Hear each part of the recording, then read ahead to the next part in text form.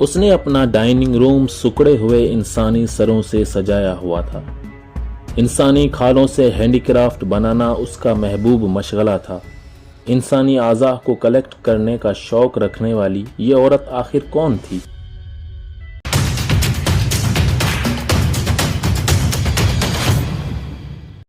دوستو، یہ کہانی ہے اس عورت کی جسے دوسری جنگ عظیم بلکہ تاریخ کی سب سے سفاک اور ظالم عورتوں میں شامل کیا جاتا ہے۔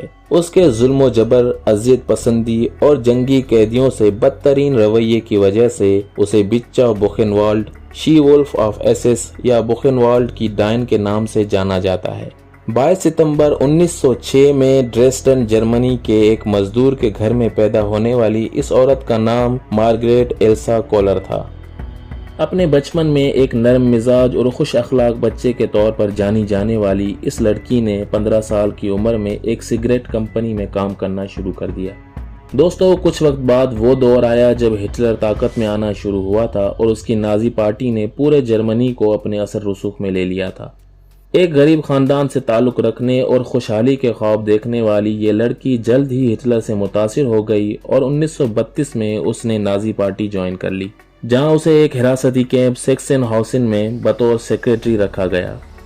اسی کیمپ میں ایلسا کی ملاقات نازی فوج کے ایک افسر کارل اوٹو کوک سے ہوئی، جو اپنے ظلم اور قیدیوں پر بدترین طریقوں سے ٹارچر کرنے کی وجہ سے بدنام تھا۔ ان دونوں کی ملاقات جلد ہی محبت اور پھر شادی میں تبدیل ہو گئی۔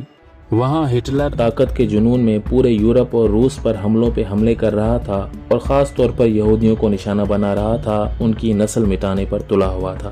انہی حملوں کے نتیجے میں لاکھوں لوگوں کو گرفتار کیا گیا، جن کو قید رکھنے کے لیے اس نے پورے جرمنی اور یورپ کے مختلف علاقوں میں سینکڑوں حراستی کیمپ بنائے تھے۔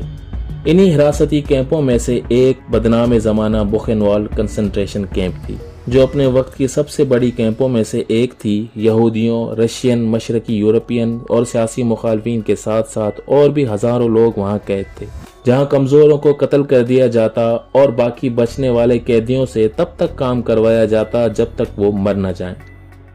1937 میں کارل اوٹو کوک کو اسی کیمپ کا کمانڈر بنا کر بھیجا گیا۔ کارل کوک اپنی بیوی ایلسا کو بھی اپنے ساتھ بوخنوالڈ لے گیا، جہاں ایلسا اپنے شوہر کے سپورٹ سے جلد ہی سیکریٹری سے آگے بڑے عہدوں پر ترقی کرتی گئی۔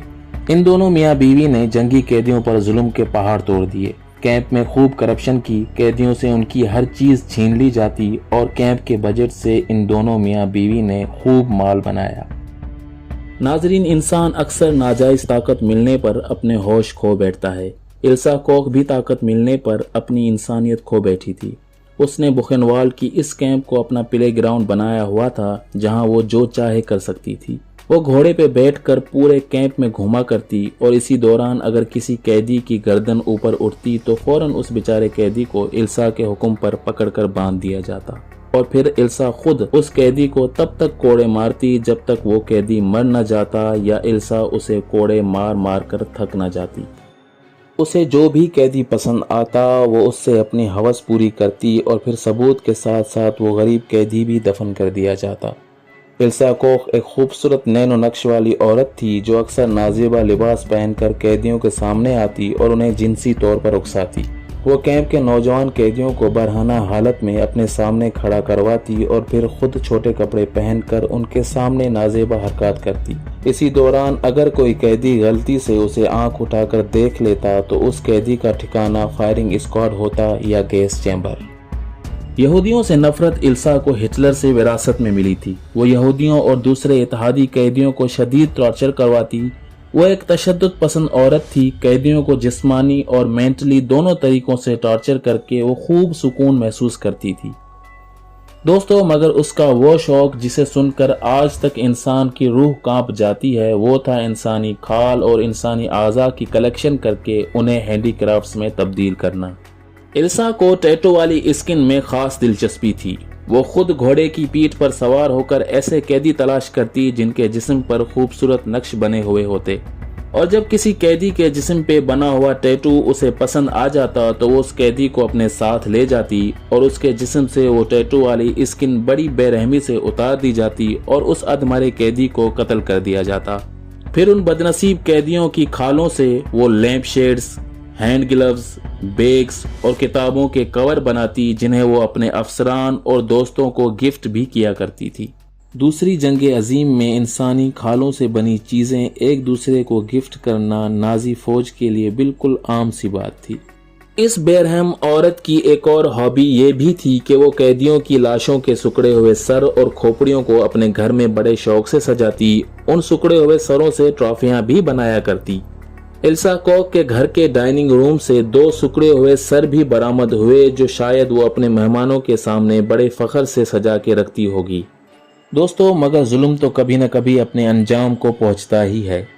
ایلسا کے شوہر کارل کوک کو قومی خزانے کو نقصان پہنچانے اور بے پناہ کرپشن کرنے پر اپنی ہی فوج نے فائرنگ اسکواڈ کے سامنے کھڑا کر کے گولیوں کا شکار بنا دیا، اور اس سفاک اور ذہنی مریضہ عورت کو ورلڈ وار 2 کے اختتام پر گرفتار کر کے مقدمہ چلایا گیا، جس میں اسے انسانیت کے خلاف سنگین جرائم کے ثابت ہونے پر عمر قید کی سزا سنائی گئی، مگر اس عورت نے جیل میں ہی خود کو پھانسی لگا کر خودکشی کر لی۔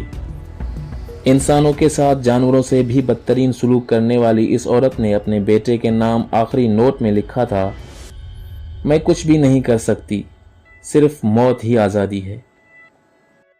اگر ویڈیو پسند آئی ہو تو میرے چینل ٹوئسٹ ان فیکٹس کو سبسکرائب کرنے کے ساتھ ساتھ بیل آئیکن دبانا مت بھولیں تاکہ ایسی انفارمیٹیو ویڈیوز کا نوٹیفیکیشن جلد ہی آپ کو مل سکے۔